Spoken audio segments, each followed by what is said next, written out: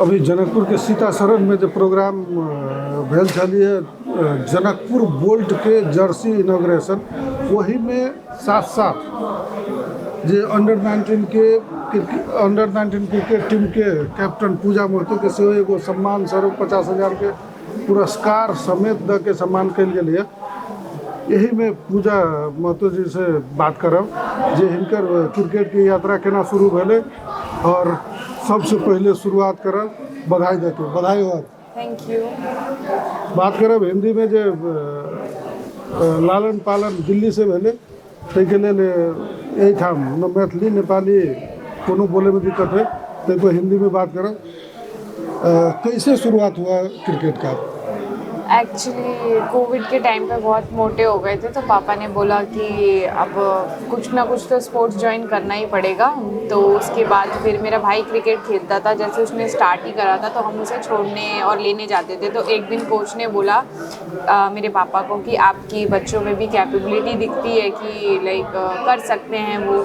तो मेरे पापा ने बोला कि हम फाइनेंशियली इतने अच्छे नहीं हैं कि तीनों बच्चों को हम क्रिकेट खिला सकें। तो श्रवण सर ने बोला कि आपको कोई ज़रूरत नहीं है फीस देने की, आपके तीनों बच्चों के लिए फ्री ऑफ कॉस्ट है।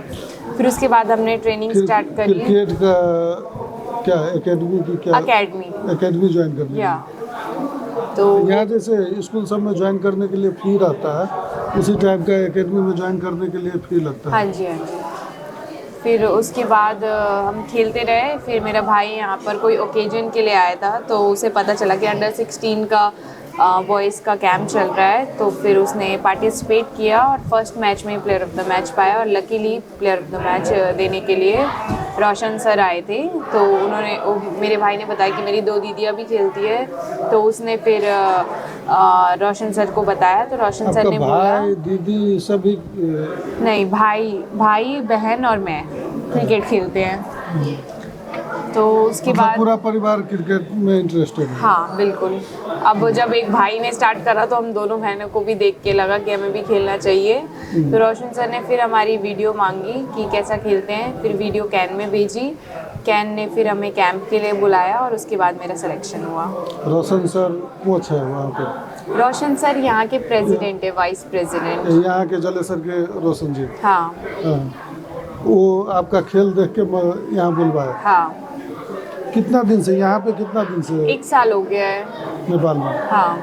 आते ही कैप्टनसी मिल गया आपको? नहीं, आते ही मैंने सीनियर टीम में डेब्यू करा। उसके बाद मुझे ये फर्स्ट मेरा 19 था, तो उसमें मुझे कैप्टनसी दिया सीनियर टीम की परफॉर्मेंस से।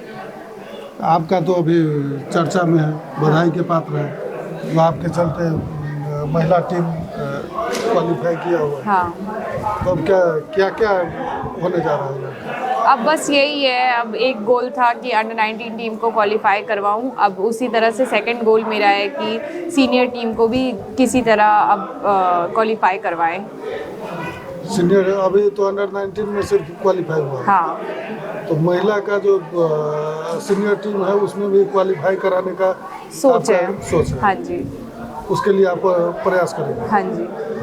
और जैसे आप वहाँ एकेडमी में ट्रेनिंग लेके आए तो यहाँ कर पाए, यहाँ का और वहाँ दिल्ली में क्या फ़र्क है?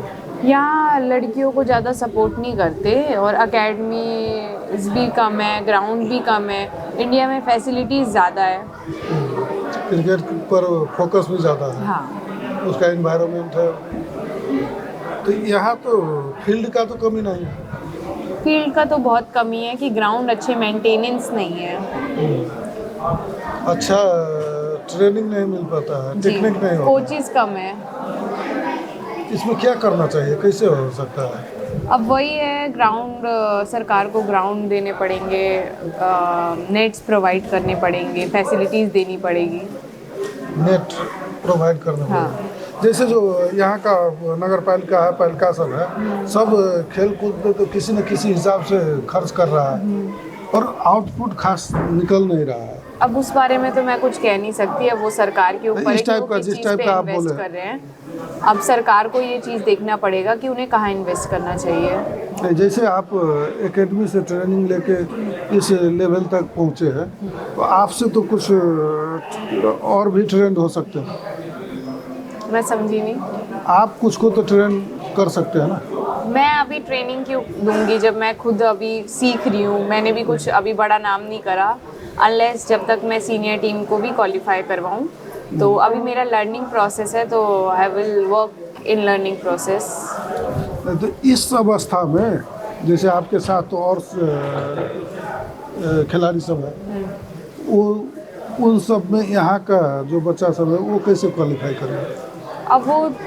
अब वो कैसे करेगा, वो सरकार के ऊपर है ना। सरकार फैसिलिटीज देगा तभी तो वो आगे बढ़ेगा। नहीं, आप तो कुछ आइडिया दे सकते हैं। अब मेरे आइडिया से कौन सा सरकार वो नियम लेने वाला है? सरकार नहीं, यहाँ का जो बच्चा होगा वो खुद से भी कुछ कर पाए, उस टाइप का कोई टेक्निक आप बता सकते हैं? बच्चों के लिए तो बस यही है, मोटिवेट होना पड़ेगा, अपने ऊपर विश्वास होना पड़ेगा कि अपने ऊपर विश्वास होगा तो कुछ भी संभव है।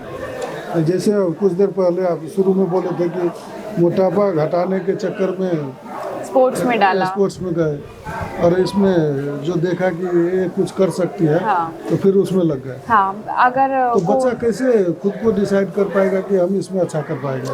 जिस चीज़ में भी अब उसके ऊपर है, सबका सब चीज़ में इंटरेस्ट होता है। अब अनलेस आपकी किस्मत भी होती है कहाँ पर क्या लेके जा रही है, बट आपका इंटरेस्ट भी होना चाहिए उस चीज़ में कि आप किस चीज़ में जा रहे हैं। तो भाई था पहले से, इसलिए आपका इंटरेस्ट हो गया। हाँ जी। और कुछ यहाँ के लोगों को, यहाँ का जो सपोर्टर होगा या यहाँ का जो पब्लिक है, उनको कुछ कहना चाहेंगे? बस यही है कि अपने बच्चों को भी आगे बढ़ाइए और इसी तरह से सपोर्ट करते रहिएगा। Thank you. और आपको क्या लगता है कि आपको कैसा सपोर्ट यहाँ का ज़रूरत होगा? बस अभी वही तो बोला मैंने, बस सहयोगिता। अब जिस हिसाब से इन लोगों ने मुझे पैसे से सपोर्ट करा है, मैं वो चाहूँगी कि वो अपने बच्चों को सपोर्ट करे।